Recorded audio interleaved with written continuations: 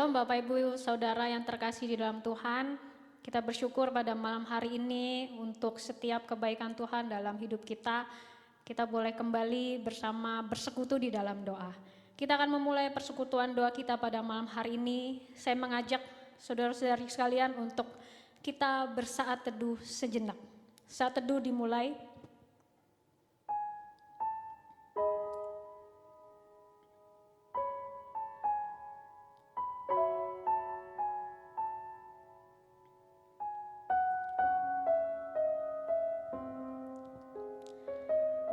Begitu besar anugerah Tuhan bagi kita. Hari-hari boleh kita lewati suka, lewati duka. Tetapi kita boleh ada sampai saat ini semua karena anugerah Tuhan. Mari kita bersama mengangkat pujian besar anugerah-Mu.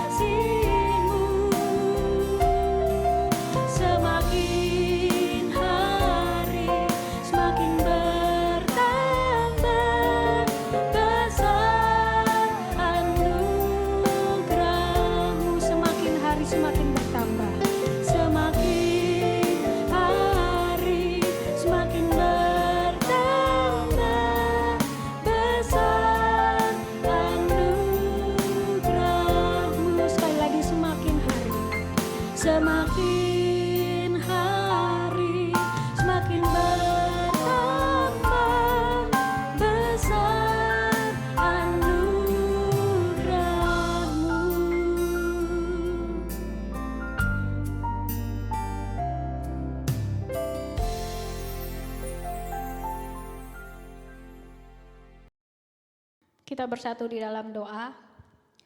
Tuhan, kami sungguh bersyukur, berterima kasih Tuhan untuk setiap kebaikan-Mu di dalam kami.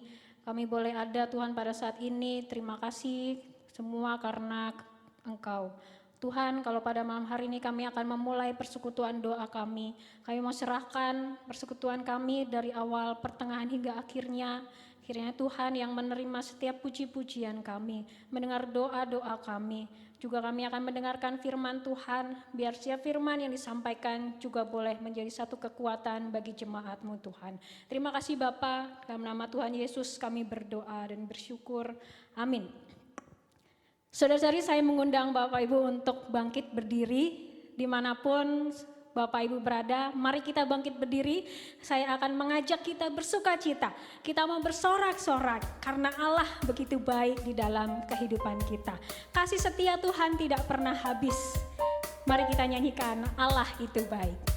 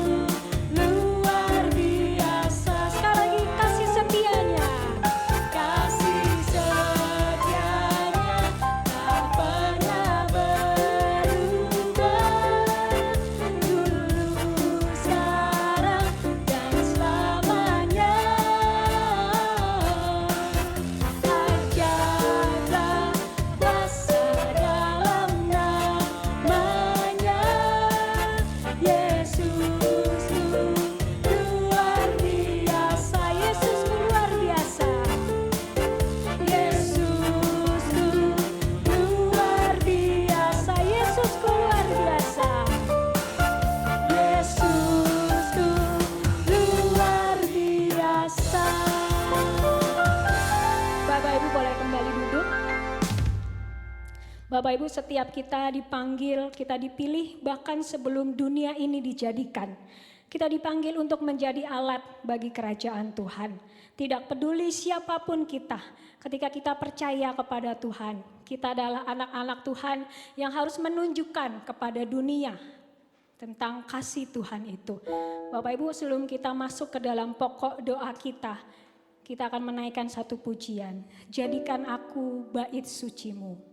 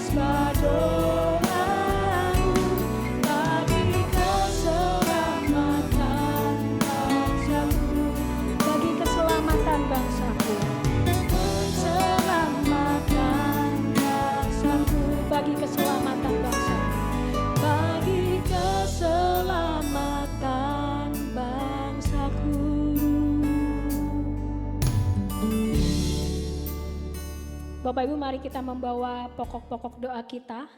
Yang pertama, kita bersyukur untuk pemeliharaan Tuhan bagi setiap kita, juga keluarga kita dan teman-teman kita yang terdekat. Kita bersyukur untuk apa yang sudah Tuhan percayakan hingga pada saat ini, baik itu kesehatan, kehidupan, semua yang Tuhan berikan kepada kita, kita bersyukur.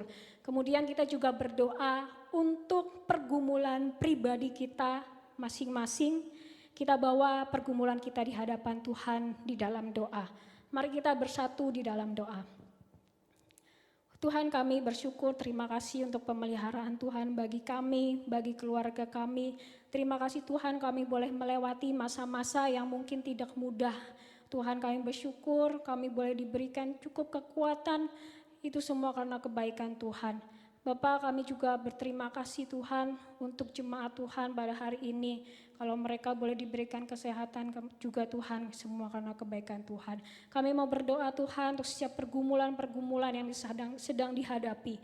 Baik pergumulan ekonomi, pergumulan kesehatan mereka, keluarga, dan masih banyak lagi yang lain Tuhan. Kami mau serahkan biar di dalam setiap pergumulan mereka juga boleh mengandalkan Tuhan di setiap apapun yang terjadi. Terima kasih Tuhan, terima kasih Bapak, kami serahkan doa kami ke dalam tangan-Mu, di dalam nama Tuhan Yesus, amin.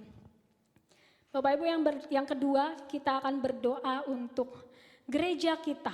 Kita berdoa untuk hamba Tuhan, BPJ, aktivis, agar mereka dapat melayani dengan baik di masa-masa pandemi ini. Kita juga berdoa untuk jemaat Tuhan, mulai dari anak-anak hingga lansia. Kita berdoa supaya mereka semua dalam berbagai umur boleh terpelihara di dalam iman. Kita juga berdoa untuk pelayan mimbar yang melayani di ibadah online. Baik pelayan mimbar, khotbah, multimedia maupun editor. Kita berdoa untuk orang-orang yang saat ini juga bergumul di dalam melayani, harus beradaptasi dengan situasi yang baru pada saat ini. Bapak Ibu, mari kita berdoa untuk gereja kita. Tuhan, kami juga membawa gereja kami, GKJ Ampera, ke dalam tangan-Mu Bapa. Kami berdoa untuk hamba-hamba Tuhan, untuk BPJ, untuk aktivis yang ada Tuhan. Supaya mereka juga boleh bersama-sama bergandengan tangan melayani Tuhan. Di tengah pergumulan, di tengah situasi pandemi yang ada. Biar Tuhan memberi hikmat supaya pelayanan yang dijalankan juga boleh terus Tuhan pakai memelihara iman jemaat kami yang ada di tempat ini. Kami juga berdoa Tuhan untuk setiap jemaat, mulai dari anak-anak hingga usia indah. Tuhan, Kau yang menolong berapapun usianya Tuhan, biar mereka juga boleh terpelihara dalam imannya. Berikan kerinduan, berikan hati yang haus dan lapar untuk selalu rindu beribadah kepadamu Tuhan. Walaupun harus beribadah secara online di rumah masing-masing, Tuhan, Kau yang terus memberikan semangat untuk beribadah. Bapak, kami juga berdoa untuk pelayan-pelayan yang melayani di dalam ibadah online, baik itu pelayan mimbar maupun multimedia, juga editor yang ada, kami mau serahkan ke dalam tangan-Mu Tuhan. Tidak mudah memang melayani di dalam situasi yang seperti ini, biar mereka juga boleh melayani-Mu dengan baik. Tuhan, berikan hikmat, berikan kemampuan kepada mereka Tuhan. Terima kasih Tuhan, kami serahkan doa kami ke dalam tangan-Mu. Amin. Bapak Ibu, yang ketiga, kita akan berdoa untuk bangsa dan negara kita. Kita bersyukur untuk vaksin COVID yang sudah mulai didistribusikan. Kita berdoa agar seluruh masyarakat dapat menerima vaksin ini dengan baik sesuai dengan prosedur yang ada. Kita juga terus berdoa untuk pemerintah, untuk tim medis yang ada, juga orang-orang yang terus berjuang untuk memerangi virus COVID ini, biar Tuhan yang memberikan kekuatan juga hikmat. Kita juga berdoa Bapak Ibu untuk cuaca ekstrim yang akhir-akhir ini sedang terjadi. Kita berdoa agar masyarakat tetap waspada. Mereka yang juga sudah terkena bencana alam, kita berdoa Tuhan memberikan mereka kekuatan untuk melewati masa-masa sulit mereka. Kita memohon belas kasihan Tuhan juga Bapak Ibu, supaya tidak ada hal-hal yang buruk yang terjadi pada bangsa dan negara kita. Mari kita berdoa untuk bangsa dan negara kita. Tuhan, kami juga bersyukur untuk vaksin COVID yang sudah boleh didistribusikan. Tuhan, kami mau terus berdoa supaya setiap lapisan masyarakat boleh menerima vaksin ini dengan baik. Jauhkan dari setiap hoaks atau berita-berita yang tidak benar yang beredar. Kami berdoa juga Tuhan untuk pendistribusiannya biar semua boleh mendapatkannya dengan baik. Tidak ada orang-orang yang mengambil keuntungan atau memanfaatkan keadaan yang ada. Kami berdoa Tuhan biar semuanya boleh tertib sesuai dengan prosedur yang ada. Kami juga berdoa Tuhan untuk pemerintah, untuk tim medis, juga orang-orang yang pada saat ini masih terus berjuang melawan virus COVID ini Tuhan. Kami mau serahkan Tuhan mereka ke dalam tangan-Mu yang ada di garda terdepan ini. Biar Tuhan memberikan kekuatan, memberikan hikmat untuk boleh memikirkan bagaimana solusi dari setiap pergumulan yang terjadi pada saat ini. Kami juga berdoa Tuhan untuk cuaca ekstrim yang akhir-akhir ini sedang terjadi. Tuhan berikan kewaspadaan kepada kami sebagai masyarakat dimanapun berada Tuhan. Kami boleh berjaga-jaga melihat situasi yang terjadi. Kami juga berdoa untuk teman-teman kami, saudara-saudari kami yang mungkin mereka sudah terkena bencana alam. Tuhan juga memberikan kekuatan, Tuhan memberikan perlindungan kepada mereka untuk mereka boleh melewati masa-masa sulit ini Tuhan. Berdoa juga Tuhan supaya belas kasihan Tuhan juga boleh turun atas bangsa dan negara kami. Dimanapun masyarakatmu berada Tuhan, biar Tuhan boleh menjaga, melindungi, menjauhi dari mara bahaya. Terima kasih Bapa, terima kasih Tuhan, kami serahkan doa kami ke dalam tangan-Mu. Di dalam nama Tuhan Yesus kami berdoa, amin. Bapak Ibu, saya mengajak kita untuk membuka firman Tuhan dari Amsal ayatnya yang ketiga, Amsal 3 ayat 1 sampai ke 4. Amsal 3 ayat 1 sampai 4. Saya akan membacakan ayat yang yang ganjil, Bapak Ibu akan membaca ayat yang genap. Jadi saya akan membacakan ayat 1, Bapak Ibu akan membacakan ayat 2, demikian seterusnya. Amsal 3 ayat 1 sampai 4. Hai anakku, janganlah engkau melupakan ajaranku, dan biarlah hatimu memelihara perintahku. Karena panjang umur dan lanjut usia, serta sejahtera akan ditambahkannya kepadamu. Janganlah kiranya kasih dan setia meninggalkan engkau. Kalungkanlah itu pada lehermu, tuliskanlah itu pada loh hatimu. Maka engkau akan mendapat kasih dan penghargaan dalam pandangan Allah serta manusia.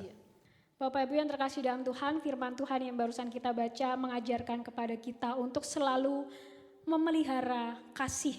Bahkan setiap waktu terus menerus kita diingatkan untuk mengingat perintah ini. Dikatakan kalungkan itu pada lehermu dan tuliskan dalam loh hati kita. Tetaplah kita pelihara kasih itu. Bapak Ibu, kita akan mendengarkan firman Tuhan. Mari kita bersama menaikkan pujian. Kasih pasti lemah lembut.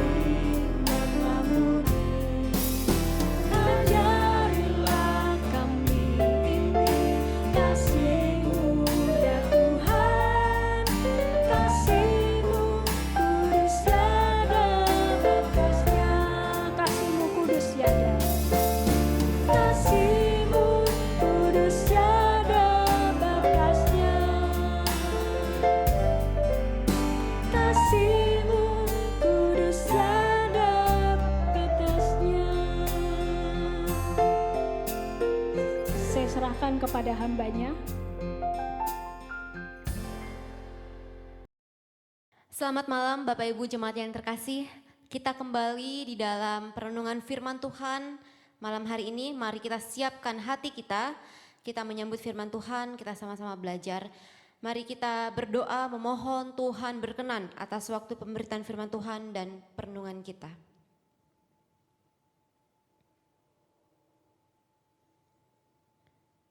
Bapak Surgawi, kami bersyukur kalau hari ini kami diberikan sekali lagi kesempatan yang indah untuk sama-sama merenungkan firman Tuhan. Berilah kepekaan kepada kami untuk mengerti firman-Mu dan kami boleh menjadi pelaku firman yang Kau perkenankan di dalam kehidupan kami sehari-hari. Berdoa juga untuk hamba-Mu yang menyampaikannya, kiranya Engkau melayakkan dan memberikan hikmat di dalam penyampaian kali ini. Terpujilah nama-Mu ya Tuhan. Kami memohon kiranya firman yang hidup itu boleh berbicara kepada kami. Dalam nama Yesus Kristus, Sang Firman, kami naikkan doa ini. Amin. Bapak Ibu, Alkitab mengatakan kebebasan itu diberikan kepada kita melalui kebenaran dan kebenaran itu membebaskan. The truth will set you free. Kebenaran akan membebaskan kita. Tetapi kebenaran itu seringkali tidak terlepas daripada kasih. Bagaimana kebenaran itu diberikan dan bagaimana kebenaran itu diterima adalah karena kasih. Kasih yang mendahului kebenaran. Karena kasihlah Tuhan hadir di tengah-tengah kita, yaitu Kristus, karena Dia mengasihi umat-umatnya. Bapak Ibu, tetapi kasih ini dapat disalahkan dan kasih dapat disesatkan. Siapa yang menyesatkan kasih dan kebenaran di dalam kehidupan kita orang beriman? Iblis? Orang tidak percaya? Atau orang percaya yang justru sering menyesatkan kasih? Yang sering memberikan kasih itu secara salah. Orang percaya itu di sini dimaksudkan adalah orang Kristen yang merasa dan mengaku ia adalah orang pengikut Kristus. Tetapi seringkali mengalami keangkuhan hati karena merasa memiliki iman yang paling benar, karena merasa sudah melakukan segala peraturan agamawi dan mereka layak memberikan penghakiman kepada orang-orang tertentu atau kelompok tertentu yang berbeda dengan mereka, yang berbeda imannya atau proses imannya dengan mereka. Beberapa atau banyak orang Kristen merasa mereka itu melayani dengan kasih. Namun kasih mereka itu sebenarnya kasih yang tidak sempurna. Kasih yang menyesatkan pula. Dan Alkitab mengatakan orang-orang semacam ini yang menyesatkan sebaiknya dilempar dalam penghukuman. Saya mengajak Bapak Ibu membuka membuka Alkitabnya, membuka sabda firman Tuhan di dalam Markus pasal 9. Markus pasal 9 ayat 42 sampai 50. Nanti saya akan membacakannya untuk Bapak Ibu sekalian. Tapi sebelumnya saya mengajak Bapak Ibu melihat di perikop sebelum ayat 42, yaitu di ayat 33, 38 sampai 41. Dikatakan Bapak Ibu di Markus 9 ayat 33 sampai 37, itu murid-murid Yesus itu sedang bertengkar. Mereka mempeributkan siapa yang terbesar di antara mereka. Setelah itu Yesus bertanya kepada mereka, apa yang kau pertengkarkan? Dan Yesus menegur mereka karena mereka merasa mereka lebih besar di antara satu dengan yang lain. Mereka merasa iman mereka lebih besar daripada kawan mereka sendiri. Yesus menegur mereka dan mengatakan, siapa yang ingin menjadi terdahulu harus menjadi pelayan bagi semuanya. Jadi siapa yang merasa dia lebih benar, lebih tinggi imannya, harus merendahkan diri serendah-rendahnya. Maka itulah yang disebut orang yang paling terdahulu atau paling tinggi. Yesus mengkontraskan kesombongan iman murid ini dengan memberikan contoh secara langsung. Ada seorang anak kecil yang berada di tengah-tengah mereka. Yesus menyambutnya, Yesus memeluknya. Dan Yesus mengatakan, Apabila engkau tidak menyambut aku sama seperti anak kecil ini, maka engkau tidak menyambut aku. Karena anak kecil ini menyambut Yesus dengan sangat tulus, dengan murni, dan tidak membanggakan diri. Sehingga kontras sekali dengan apa yang sudah dilakukan oleh murid-murid. Yesus melihat anak kecil ini jauh lebih baik daripada apa yang sudah terjadi pada murid-murid. Kemudian kalau kita melihat pasal 9 ayat 38 sampai 41 juga ada satu lagi contoh di mana murid-murid, kalau di sini dikatakan Yohanes itu memberitahukan Yesus bahwa mereka menegur seseorang karena orang itu melayani mengusir roh jahat atas nama Yesus tapi tidak ikut dengan mereka. Jadi ada orang lain yang melakukan pelayanan atas nama Tuhan Yesus tetapi tidak bersama-sama dengan mereka. Yesus menegur muridnya. Dikatakan, biarkan saja dia melayani atas namaku karena dia tidak melawan gitu ya, dia tidak melawan kita, justru dia berada di pihak kita. Kemudian Yesus mengatakan, mengkontraskan kembali sikap murid-murid ini dengan suatu contoh. Aku berkata kepadamu, sesungguhnya barang siapa memberikan kamu minum secangkir air oleh karena kamu adalah pengikut Kristus, ia tidak akan kehilangan upahnya. Jadi Bapak Ibu, Yesus sendiri menerima orang yang dengan segala kesederhanaannya melayani seseorang karena nama Yesus. Memberi minum itu hal yang paling sederhana, semua orang dapat melakukannya. Dan Tuhan menganggap itu semua mulia. Berbeda dengan apa yang murid lakukan. Mereka percaya kepada Tuhan tetapi mereka justru menegur orang lain yang melayani Tuhan tetapi tidak bersama-sama dengan mereka. Jadi di sini ada sebuah kecongkakan hati di antara murid-murid. Karena mereka pertama-tama merasa harus paling besar di antara yang lain. Dan mereka merasa orang lain yang melayani tetapi tidak bersama-sama dengan mereka, tidak bersama-sama di dalam grup mereka adalah orang yang tidak layak melayani. Dan Tuhan menegur mereka, bahkan memberikan kontras tentang anak kecil dan juga orang yang memberikan minum. Bapak Ibu, dua contoh di atas ini yang tadi sudah kita dengar memberikan kita sentilan bahwa orang percaya, bahkan orang yang bersama-sama dengan Yesus bisa melayani orang lain dan menilai orang lain dengan kasih yang salah. Bahkan murid-murid yang sudah dekat sekalipun dengan Tuhan bisa menyesatkan orang lain karena mereka merasa mereka lebih tinggi dari antara yang lain dan mereka merasa pelayanan mereka lebih benar di antara orang lain. Saya akan membacakan Markus 9 ayat 42 sampai 50. Bapak Ibu bisa memperhatikan kitab sucinya masing-masing. Ayat 42. Barang siapa menyesatkan salah satu dari anak-anak kecil yang percaya ini, lebih baik baginya jika sebuah batu kilangan diikatkan pada lehernya lalu ia dibuang ke dalam laut. Dan jika tanganmu menyesatkan engkau, penggalah, karena lebih baik engkau masuk ke dalam hidup dengan tangan kudung daripada dengan utuh kedua tanganmu dibuang ke dalam neraka, ke dalam api yang tidak terpadamkan. Di tempat itu ulat tidak akan mati dan apinya tidak akan padam. Ayat 45. Dan jika kakimu menyesatkan engkau, penggalah, karena lebih baik engkau masuk ke dalam hidup dengan timpang daripada dengan utuh kedua kakimu dicampakkan ke dalam neraka. Di tempat itu ulatnya tidak akan mati dan apinya tidak akan padam. Dan jika matamu menyesatkan engkau, cungkillah, karena lebih baik engkau masuk ke dalam kerajaan Allah dengan mata satu daripada bermata dua dicampakkan ke dalam neraka. Di mana ulat-ulat bangkai tidak mati dan api tidak padam. Karena setiap orang akan digarami dengan api. Garam memang baik, tetapi jika garam menjadi hambar, dengan apakah kamu diasinkan dan dengan apakah kamu mengasinkannya? Hendaklah kamu selalu mempunyai garam dalam dirimu dan selalu hidup berdamai yang seorang dengan yang lain.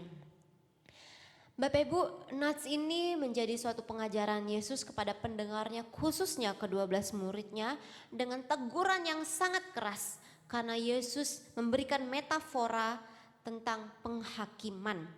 Penghakiman ini karena ada kasih yang disampaikan dengan tidak baik atau kasih yang menjadi penyesat. Yesus menggunakan gambaran hukuman secara literal dan figuratif tentang hukuman kesesatan. Ayat 42 Yesus mengatakan siapa yang menyesatkan anak-anak kecil yang percaya, ia lebih baik diikatkan batu di lehernya, kemudian kan berat ya, kemudian dia dilemparkan saja ke dalam laut. Jadi sudah dapat batu di lehernya dilemparkan ke dalam laut, ya artinya kan mati begitu. Hal ini Yesus katakan tuh bukan sekedar karena hal biasa, tetapi karena ada orang-orang yang menganggap dirinya percaya, tetapi justru mereka itu meremehkan orang lain. Mereka itu menganggap orang percaya lainnya itu tidak baik dan mereka menyesatkan. Yesus menggunakan contoh anak kecil yang masih murni, yang masih tulus, karena mereka adalah orang-orang yang bisa disesatkan, atau bahkan anak kecil sekalipun mereka mau menyesatkan, apalagi orang besar. Anak kecil ini menjadi contoh paling murni dan sederhana agar orang-orang yang meninggikan dirinya tidak merasa benar. Tuhan mau menyatakan apa yang dilakukan orang percaya seringkali juga mendatangkan bahaya. Yesus menggunakan gambaran figuratif dalam menyatakan penghukumannya bagi orang yang merasa percaya tetapi justru menyebabkan orang lain terhina, bahkan ragu, bahkan menjadi jauh dari kebenaran dengan menggunakan gambaran tubuh. Jika tanganmu yang baik itu justru menyesatkan engkau, penggalah. Jika kakimu menyesatkan engkau, penggalah. Jika matamu menyesatkan engkau, cungkellah.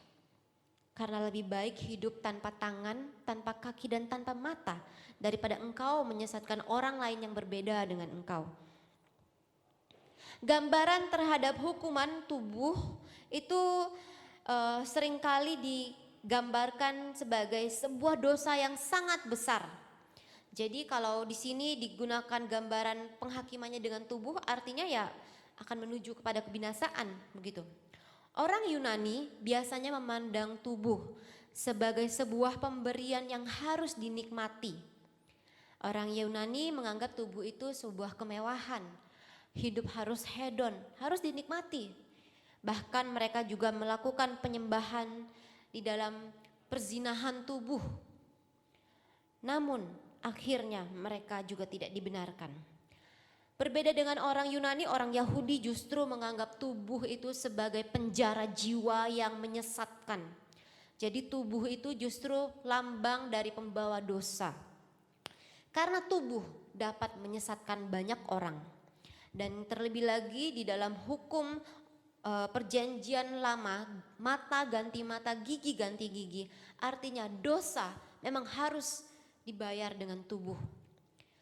Jadi ketika Yesus mengatakan barang siapa menyesatkan salah satu dari anak kecil ini, artinya anak kecil di sini adalah orang percaya yang berbeda dengan kita, maka orang itu patut dihukum seberat-beratnya. Beberapa atau banyak orang Kristen sering merasa, bahkan kita mungkin merasa kita sudah aman, kita sudah benar. Karena kita merasa kita pengikut Kristus, pelayan Kristus. Kita mengikuti ajaran-ajaran agama Kristen. Tetapi nats ini mengingatkan kita bahwa orang percaya sekalipun, murid Yesus sekalipun dapat menyesatkan orang. Karena ketika mereka merasa lebih baik dari orang lain, lebih tinggi imannya dari orang lain, dan orang lain berbeda pelayanannya dari dirinya, mereka adalah tidak layak. Ada orang Kristen yang sangat anti dengan sesamanya. Ada juga mereka yang anti dengan Kristen lainnya. Karena mungkin berbeda pengalaman, berbeda proses rohani, berbeda cara berdoa, berbeda cara menyembah, berbeda gerejanya, berbeda jenis pelayanannya. Ada orang Kristen yang anti. Kemudian juga ketika kita melihat ada orang-orang juga yang tidak nyaman ataupun benci kepada sesamanya karena pekerjaannya. Dapatkah Bapak Ibu coba bayangkan di sebuah gereja atau di tempat Bapak Ibu beribadah, ada seseorang yang memiliki pekerjaan yang menurut Bapak Ibu itu sangat mengganggu. Kemudian dia datang ke gereja dan dia mau ikut melayani. Apa reaksi kita?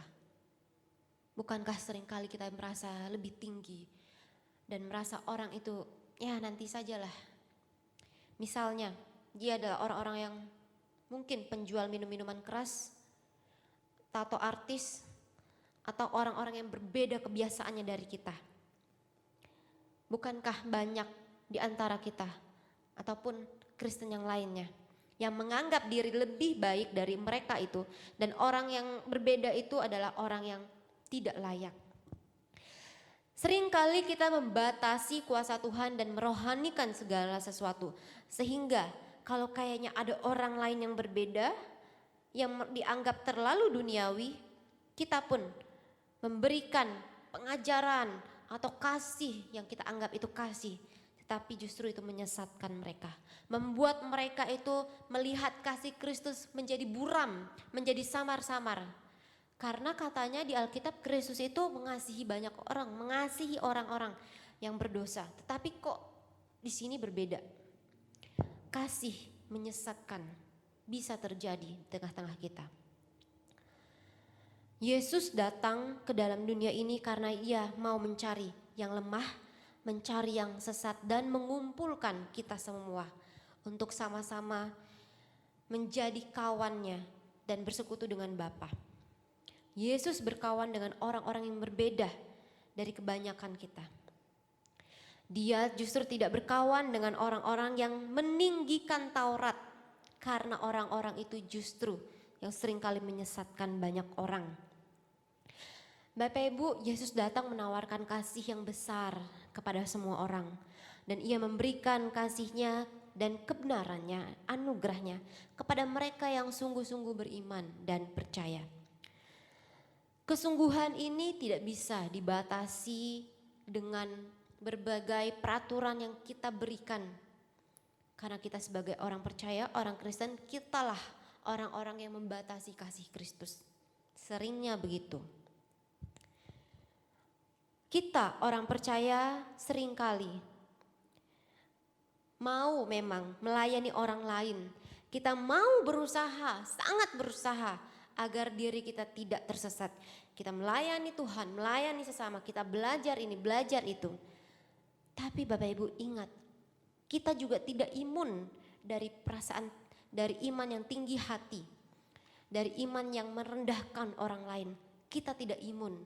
Maka dari itu saya mengajak kita semua untuk bersama-sama mewaspadai iman kita, mewaspadai diri kita, agar jangan kita yang justru menjadi penyesat, sehingga kita harus dihukum seperti di ayat 43 sampai 48. Kita harus dihukum dengan seberat-beratnya. Mungkin seringkali kita juga merasa kita sudah melakukan hal yang baik, hal yang benar. Tetapi Bapak Ibu, kebaikan kita itu kan juga tidak selamanya itu baik-baik saja, tidak sempurna. Kalau kita lihat di ayat 49 sampai 50, banyak orang percaya itu berusaha menggarami orang lain. Dikatakan karena setiap orang akan digarami dengan api. Karena kenapa Markus menggunakan kata ini Bapak Ibu? Karena setiap orang akan digarami dengan api. Di sini maksudnya adalah semua orang akan mengalami penghakiman dan semua orang akan mengalami pemulihan, pemurnian. Penghakiman dan pemurnian ini tidak lepas dari kita orang percaya yang sudah diberikan Tuhan kesempatan untuk dapat menggarami orang lain.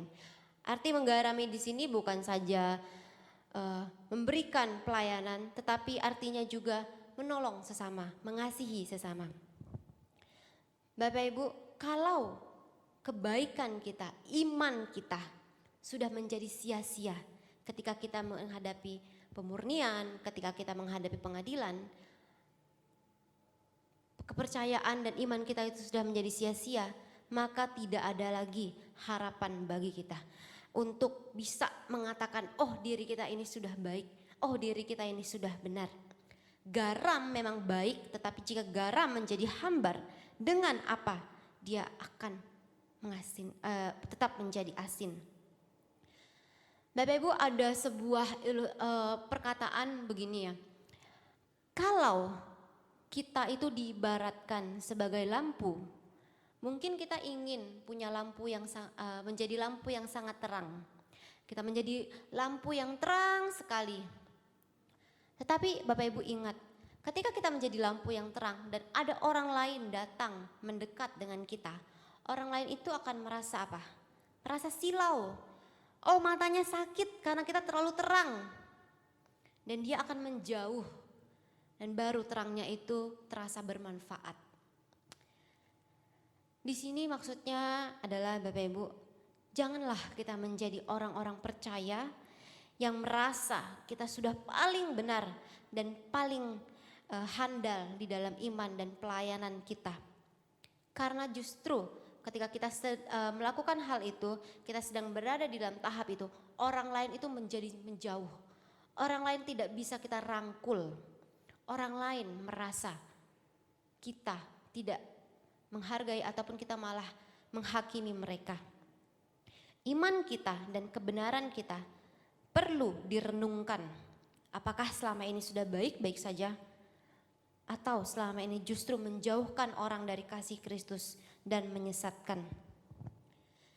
Garam memang baik, tetapi jika garam itu menjadi hambar, dengan apakah dia akan diasinkan? Hendaklah kamu selalu mempunyai garam dalam dirimu dan selalu hidup berdamai yang seorang dengan yang lain. Berdamai yang seorang dengan yang lain. Kalau di atas tadi Yesus bilang barang siapa menyesatkan salah satu anak-anak kecil yang percaya, maka dia akan dihukum. Di bawah ini Yesus memberikan kita pemahaman bahwa mari jangan menjadi penyesat, tetapi kita harus menggunakan kesempatan kita melayani, kita orang-orang yang dipilih Tuhan mendapatkan kasih karunia. Justru kita harus hidup berdampingan dengan orang lain yang bahkan berbeda dan berdamai dengan mereka. Di bulan ini kita sudah merayakan ataupun kita mendengarkan firman Tuhan tentang kasih. Kasih itu yang memang paling nyata ya dalam kehidupan kita. Kasih yang paling kita butuhkan. Tetapi ingat Bapak Ibu, sebagai orang percaya, kadang-kadang kasih kita itu bisa saja menyamarkan kasih Kristus. Sehingga orang lain menjadi tidak mengenal Kristus. Orang lain malah disesatkan karena kita. Maka dari itu pelayanan kita, kebaikan kita, bahkan iman kita, janganlah menjadikan diri kita itu merasa lebih baik dari orang lain dan lebih tinggi, agar kita tidak menyesatkan orang lain. 1 Korintus 13 mengatakan, sekalipun aku dapat berkata-kata dengan semua bahasa manusia dan bahasa malaikat, tetapi jika aku tidak mempunyai kasih, aku sama dengan gong yang berkumandang dan canang yang bergeming. Sekalipun aku mempunyai karunia untuk bernubuat, dan aku mengetahui segala rahasia dan memiliki seluruh pengetahuan, dan sekalipun aku memiliki iman yang sempurna untuk memindahkan gunung, tetapi jika aku tidak mempunyai kasih, aku sama sekali tidak berguna. 1 Korintus 13 ayat 13 mengingatkan kita, demikianlah tinggal ketiga hal ini, yaitu iman, pengharapan, dan kasih. Dan yang terbesar, yang paling besar di antaranya ialah kasih. Mari kita memohon kepada Tuhan untuk kita boleh diingatkan lagi bahwa Tuhan sudah memilih kita Dan Tuhan memberikan anugerahnya kepada kita untuk kita boleh merasakan kasih Tuhan. Dan kita juga memiliki kasih.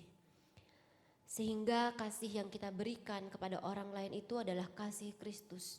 Bukan kasih dari keangkuhan iman kita.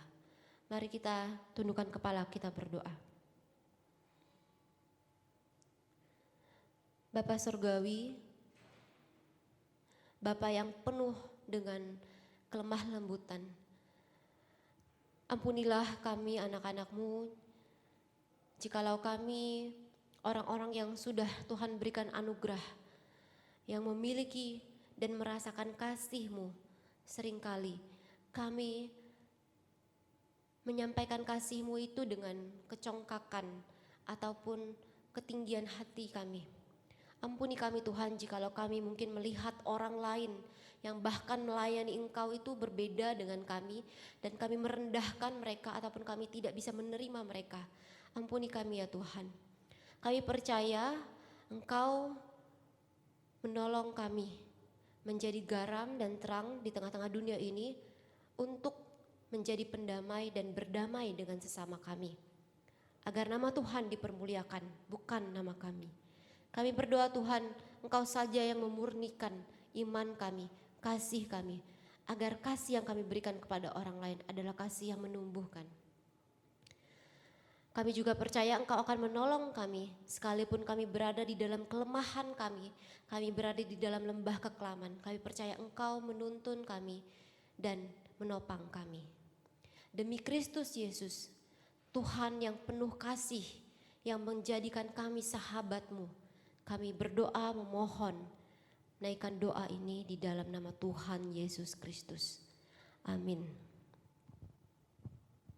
Saudara yang kekasih dalam Tuhan, kita sudah bersama-sama menikmati puji-pujian dan doa yang kita naikkan. Kita percaya bahwa semuanya yang kita persembahkan dan ibadah kita di hadapan Tuhan, pasti Tuhan mendengar dan memberkati kita. Apalagi firman Tuhan yang kita nikmati bersama-sama menjadi makanan rohani yang menolong, menopang, memberkati, menguatkan iman kita. Mari saudara-saudara, kita bersama-sama berdiri di hadapan Tuhan. Kita mengakhiri ibadah kita pada malam hari ini. Kita menaikkan pujian Bapa terima kasih. Bapa terima kasih. Bapa terima kasih. Bapa di dalam surga, puji terima kasih.